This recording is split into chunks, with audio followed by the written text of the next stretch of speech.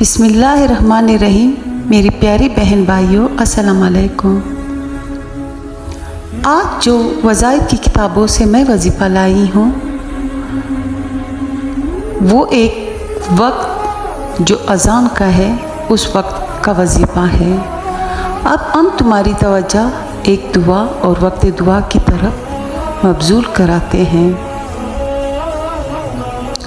جو ہر کرب و شدت، مرض و تکلیف، رنج و غم کے رفع کرنے کے لیے اکثیر کا حکم رکھتی ہے۔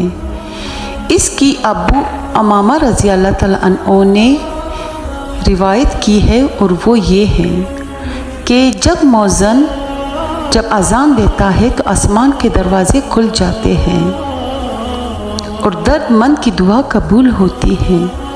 جس شخص پر کرب اور شدت کا نزول ہو تو وہ مؤذن کا جواب دے، جیسے کہ ہر روز اذان کا جواب دیتے ہیں۔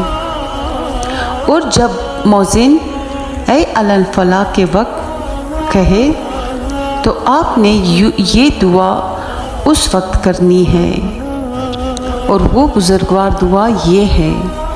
اس کے بعد آپ نے حق تعالیٰ سے اپنی حاجت کا سوال نہایت عاجزی سے کرنا ہے۔ انشاءاللہ اذان کے وقت کوئی بھی دعا رد نہیں ہوتی، بس آپ نے نہایت عاجزی اور انکساری سے اپنی حاجت اللہ پاک کے حضور پیش کرنی ہے۔